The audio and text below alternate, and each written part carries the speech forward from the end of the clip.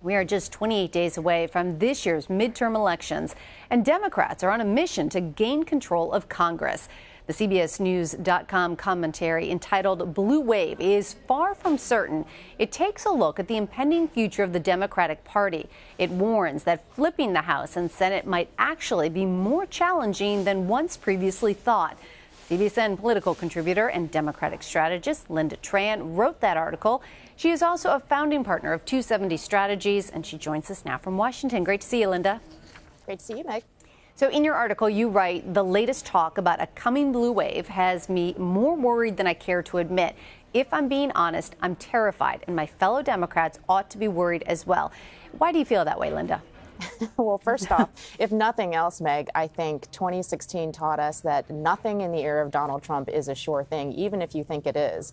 But beyond that, the reality is that cycle after cycle during midterm elections, Republicans have the advantage, and there are multiple structural reasons for that. Number one, midterm electorates tend to be much more white, much more male, and much older. These are all variables that are not helpful to Democrats. And in particular, in the last several cycles, there's been intense gerrymandering or drawing of districts to benefit your own party on the Republican side of the ledger. And what that's resulted in is 3 times the number of Republican-skewed districts in the 24 states that actually make up the majority of congressional seats in Washington, D.C. And that means that Republicans have a significant built-in advantage. These are the same maps that governed the victories that led to a 22-seat majority among Republicans for 2016, and those are going to be in play for 2018 as well. So from a structural standpoint, Republicans have a significant leg up on Democrats.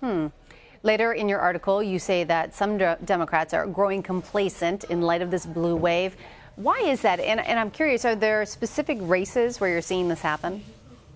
Yeah, I think part of it is that there have been headline after headline after headline of this blue wave, or some would call it blue tsunami, that is coming around the bend. And I think that in general makes people start to feel like it's a sure thing. And as we talked about, that's very dangerous in the Trump era. But we're also hearing some reports that there are Democrats who are running in districts that ought to be safe Democratic seats, specifically in Miami. We've heard some criticisms of Donna Shalala in Florida's 27th district, which Hillary Clinton won by 20 points, but the latest polls show that she's neck and neck, or even in some cases a little bit behind her Republican opponent. And so I think the lesson from all of this is that Democrats can't afford to take anything for granted. We've got to make sure that our people turn out to the polls, and we've got to figure out a way to channel whatever rage, whatever energy maybe coming out of the chaos of the White House or the Kavanaugh confirmation. We've got to channel all that into making sure people not only make it out on the streets to express their discontent, but also make it to the ballot box this November.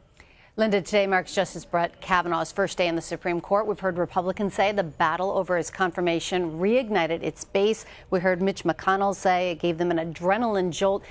Don't you feel like Democrats were also inspired? We saw them protesting in waves over the weekend.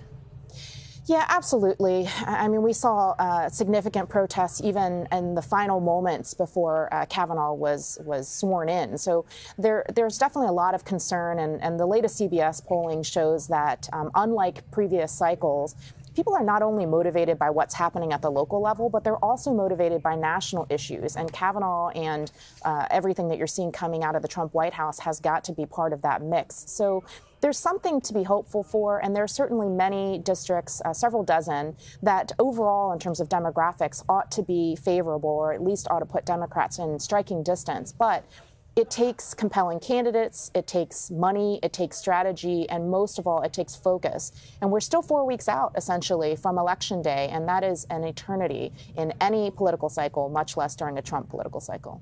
You say that Democrats have a terrible habit of shrugging off voting. Why is that?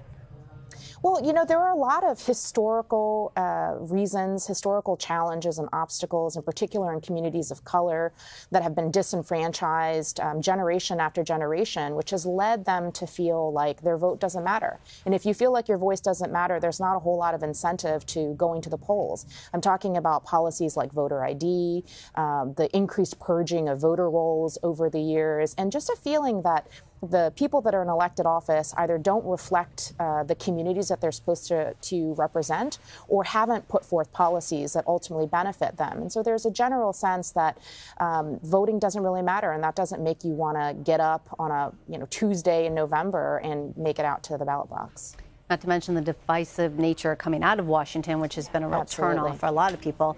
Lynda Tran, thank you very much for your time. Appreciate it. Thanks, Meg.